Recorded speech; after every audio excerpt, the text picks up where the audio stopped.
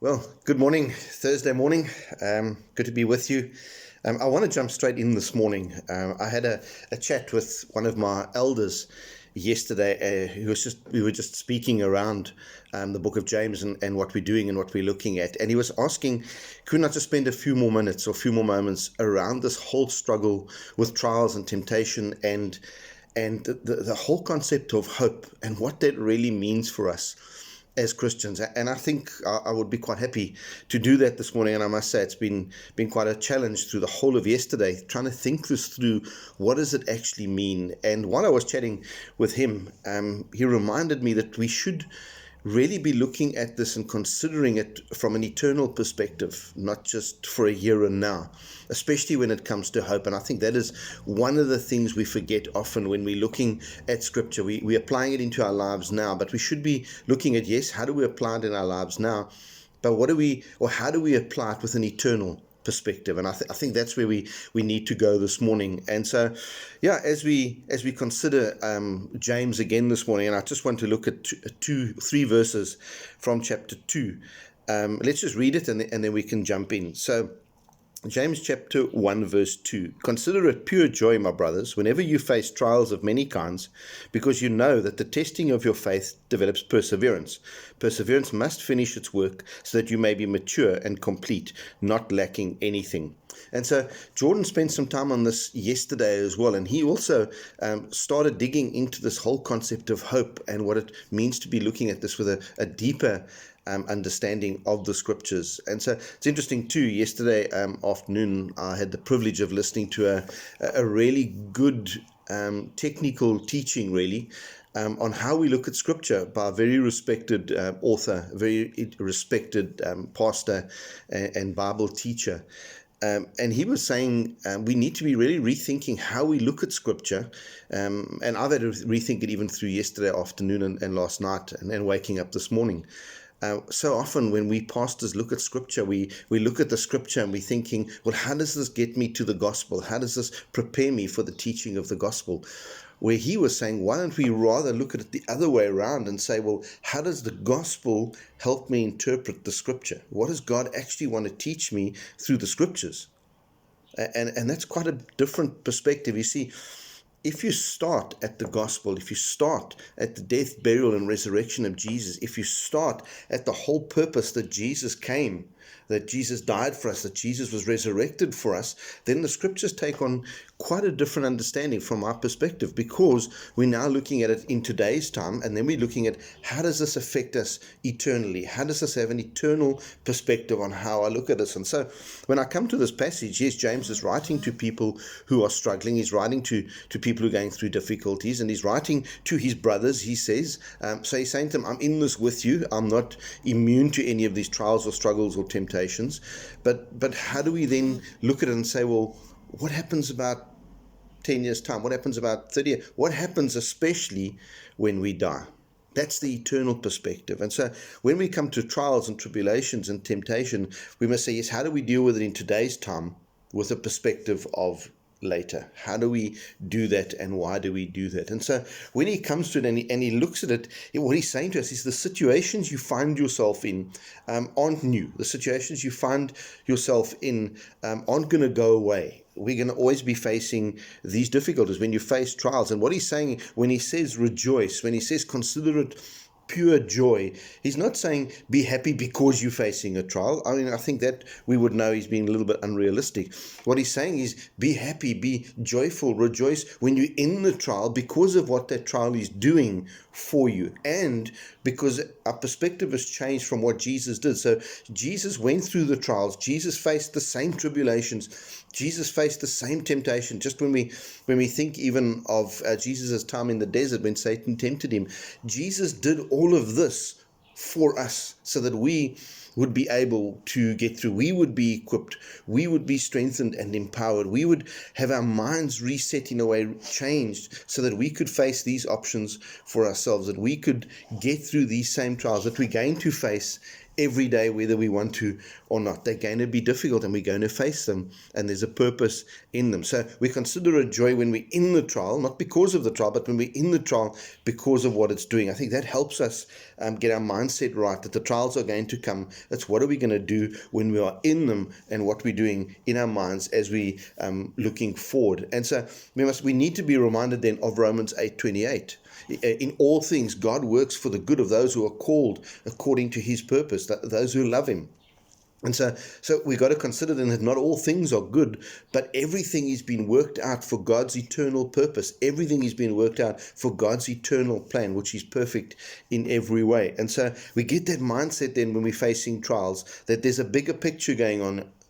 When we're in our trial, there's a bigger thing being worked out. There's a bigger plan coming to bear fruit at a later stage in our lives. And so he says, when you face these trials of many kinds, because you know that the testing of your faith develops perseverance. So our faith needs to be tested. So God's not allowing these things to come into our lives to crush us. God's not allowing them to come into our lives to defeat us or to criticize or to push us down. He's allowing them to come into our lives to see that our faith can be developed. And we all know if you want to exercise your muscles, you've got to do stuff. If you want to strengthen your muscles, you've got to exercise them. And so for your faith to be strengthened, for your faith to grow and develop, you've got to exercise faith. You've got to test your faith. That is what is being said here. And so when God allows these things into our lives, he's strengthening our faith muscle, as it were, that we would be able to face the more difficult times in a better way, in a better attitude, with a better perspective, knowing that there's a reason these things are happening, and they're allowing us to grow and develop and persevere,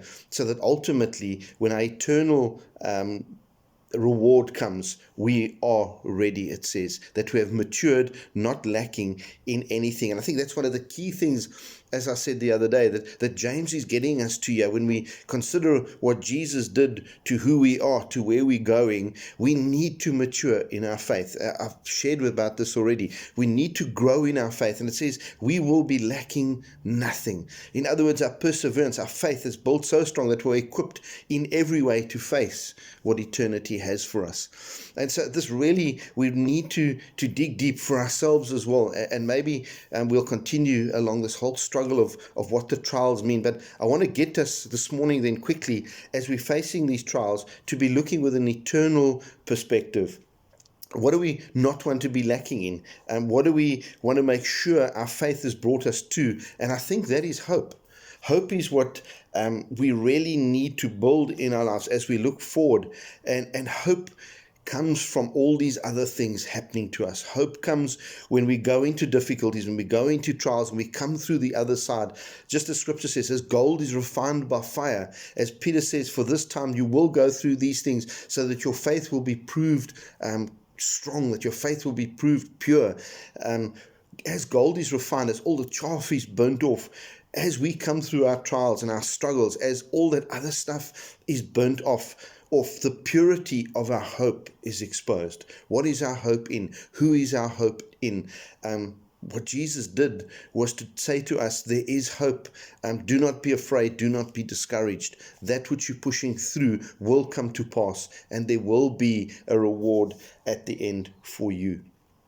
What is our hope? Our hope is in salvation. Our hope is in being presented before God pure and blameless. That is what the scriptures say to us. That's what Paul writes to the church in Ephesus, that us as the bride of Christ will be presented to God blameless and spotless. That is the eternal perspective. So we go through our trial now, but our mindset is then. Our mindset is to eternity. Our mindset is to us being presented pure, blameless, and spotless before God, because we've gone through the trials and we've gone through the tribulation. And we're not the only ones. I just thought I would just share with you quickly from 2 Corinthians. Paul and them have been going through some real difficult stuff, and he begins Corinthians, to the book of 2 Corinthians, with this whole understanding of being comforted, of knowing God is with him. And he says, indeed, in our hearts we felt the sentence of death. The struggle, the trial they were going through was almost to the point of them thinking, we're going to die in this. I wonder how often we feel like that. But this happened that we might not rely on ourselves, but on God who raises the dead. so often the testing of our faith is to strengthen that faith muscle so that we believe and trust in God's promises, not in our own abilities. Did you hear that? That we believe and trust in God's promises, not in our own abilities. And sometimes the trials we have need to break down our trust and our understanding of our own ability to get through issues. We need to develop a faith that trusts in God and God alone. So he says, but on God who raises the dead, he has delivered us from such a deadly peril, and he will deliver us. On him we have set our hope that he will continue to deliver us. That is the hope that we have, that he will continue to deliver us until one day we are presented blameless and spotless to God himself. And so this morning, as we consider the trial we're in, as we consider the tribulations, where is your hope being placed? Are these trials that you're facing right now pointing you to the grace of God? Are these trials you're going through right now pointing you to the mercy that God pours on us moment by moment every morning? Is the power of God being manifested in your life?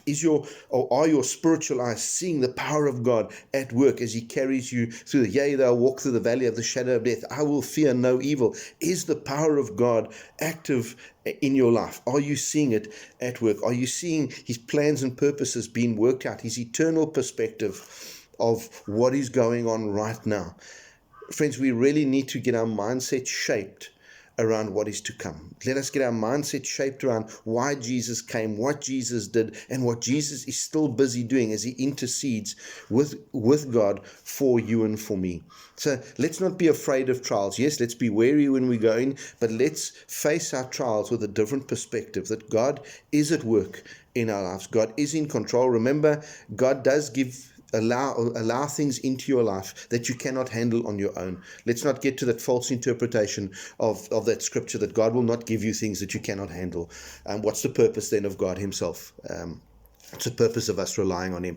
God will allow things in our lives that will burn away the chaff of our unbelief and our doubt. And he will allow the gold to come through, that pure gold that is faith in Jesus Christ, faith in what he did on the cross, faith in the fact that Jesus is resurrected and has an eternal plan for us. And so face your trial, face your temptation, face your tribulation with pure joy, looking to it and saying, Lord, what are you doing in me so that my faith will endure, my faith will persevere, that my faith will mature, so that when the end comes, I will lack for nothing. How do we do this? I think that's part of the challenge. And he goes on and says, if any of you lack wisdom, he should ask God. Maybe that's what we should be looking at on Saturday. What do we ask God for, and how do we ask him? And so trust you enjoy today. Be challenged. I am being very challenged, even at this very moment, around the trials and the way I deal with them. And do I have hope, or am I discouraged? And so enjoy the day and stay safe.